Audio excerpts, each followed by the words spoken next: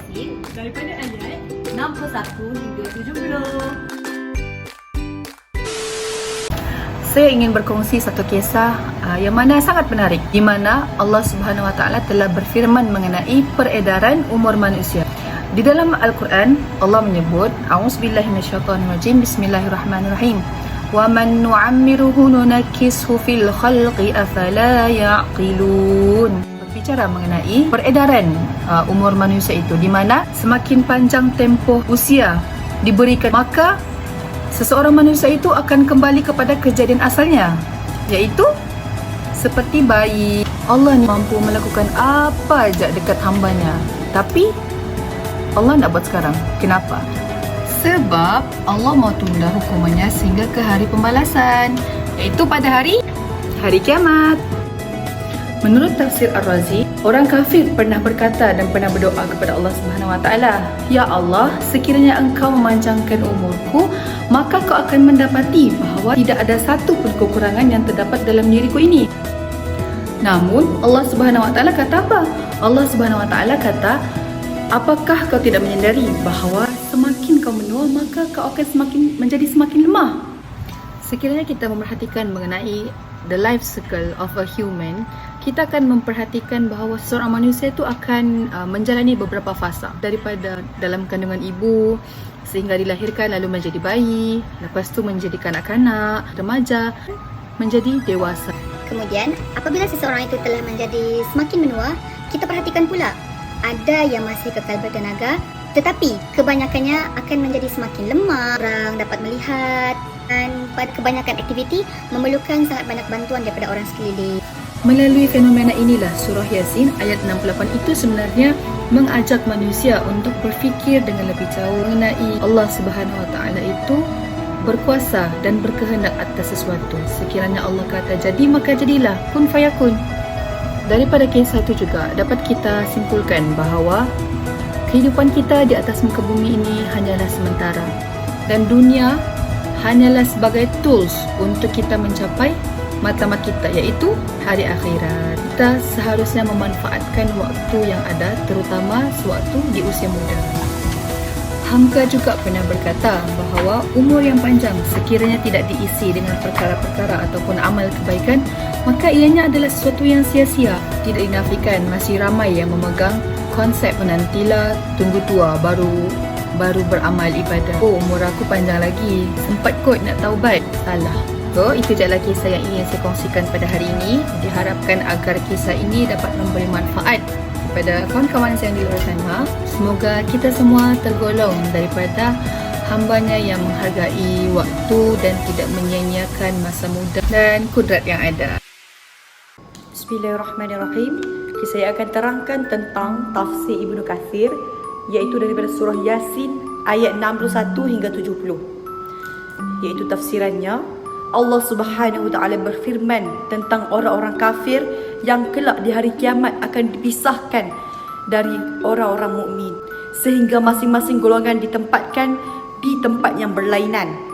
Sebagaimana Allah berfirman dalam surah Yunus yang bermaksud, pada hari, iaitu ketika kami mengumpulkan mereka semuanya, lalu kami berfirman kepada orang-orang musyrik, tinggallah kamu dan sekutu-sekutu kamu di tempatmu ini, lalu kami pisahkan mereka.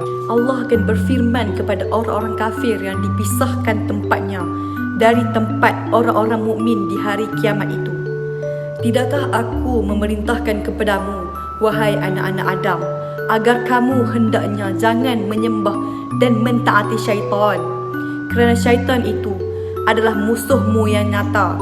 Dan tidakkah aku memerintahkan kepadamu agar kamu hanya menyembah kepadaku, kerana itulah jalan yang lurus yang ditempuh oleh syaitan, dan kamu ikutinya adalah jalan yang sesat. Yang melalui jalan itu, dia telah menyesatkan sebahagian besar di antara kamu. Tidakkah kamu dapat memikirkan itu sehingga kamu sampai tersesat dan terjerumus, dan akhirnya akibat yang buruk inilah yang kamu harus alami. Okey, daripada ayat 63 hingga 67, iaitu tafsirannya, Allah Subhanahu Wa Taala berfirman bahawa kelak di hari kiamat orang-orang kafir akan dihalau ke Jahannam, dan dikatakan kepada mereka, Inilah jahanam yang telah dijanjikan kepada kamu untuk memasukinya. Dan inilah dia yang selalu kamu dustakan beritanya dan enggan mempercayainya. Masuklah kamu ke dalamnya sebagai pembalasan atas kekafiranmu dan penolakanmu terhadap syariat yang dibawa oleh Rasul-Rasul utusan Tuhan kepada kamu.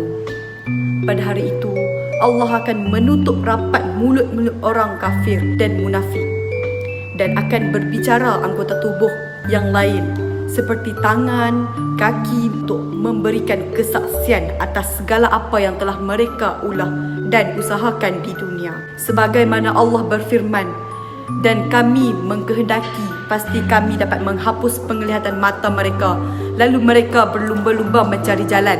Maka bagaimanakah mereka dapat melihatnya? Dan kami kehendaki nescayalah kami dapat mengubah rupa dan bentuk mereka seketika di tempat mereka sedang berada, sehingga mereka tidak sanggup berjalan dan tidak pula sanggup kembali. Sebuah hadis yang diriwayatkan oleh Imam Ahmad dalam hubungan ayat ini daripada Uqbah bin Amir yang mendengar Rasulullah SAW bersabda, iaitu yang bermaksud sesungguhnya anggota tubuh manusia yang pertama yang akan berkata pada hari kiamat dikala Allah mengunci mulutnya adalah paha daripada sebelah kirinya. Allah Subhanahu Wa Taala berfirman tentang keadaan manusia. Apabila ia dipanjangkan umurnya, ia dikembalikan disuruhkan keadaannya, yakni kembali menjadi lemah fizikal dan mentalnya. Dalam surah Ar-Rum ayat ke-54 yang bermaksud, Dialah yang menciptakan kamu dari lemah, kemudian dijadikan kamu sesudah keadaan lemah itu menjadi kuat, kemudian dia menjadikan kamu sesudah kuat itu lemah kembali dan berubah. Dia menciptakan apa yang dikehendakinya dan dialah yang maha mengetahui lagi maha kuasa. Dan dalam surah An-Nahl ayat ke-70 yang bermaksud, dan di antara kamu ada yang dikembalikan kepada umur yang paling lemah, iaitu nyanyuk, supaya dia tidak mengetahui lagi sesuatu pun yang pernah diketahuinya. Seterusnya Allah berfirman tentang Muhammad bahawa dia bukan seorang syair dan tidak pernah mengajarkan syair kepadanya atau memberinya bakat sebagai seorang penyair. Bahkan dia juga tidak menyukainya. Malah tidak patut baginya sebagai seorang rasul menjadi penyair. Al-Quran yang dibawa Muhammad itu bukanlah syair, tetapi adalah firman Allah yang diwahyukan kepadanya mengandungi pelajaran dan merupakan kitab suci untuk memberi penerangan dan memberi peringatan kepada orang-orang yang hidup di atas muka bumi ini. Dan dengan adanya peringatan, pastilah ketetapan azab Allah akan menimpa orang-orang yang kafir dan mengingkarinya. Tahu tak, setiap ayat Al-Quran tu ada pengajaran dia. Jadi, jom kita tengok apa pula pengajaran daripada surah Yasin ayat 61 hingga 70 ni. Yang pertama, Allah menegaskan kepada manusia supaya percaya kepada keesaan Allah yang menciptakan agama Islam sebagai pegangan yang membawa manusia ke jalan yang lurus. Yang kedua, Allah memberi amaran kepada manusia supaya tidak ingkar dan tidak mempelekehkan ciptaan Allah seperti syurga dan neraka, dosa dan pahala, nabi dan malaikat. Yang ketiga, Allah menegur manusia supaya sentiasa menghargai umur dan kehidupan yang Allah dah bagi. Jangan melakukan perkara yang sia-sia yang akhirnya menjerumuskan kita ke dalam neraka.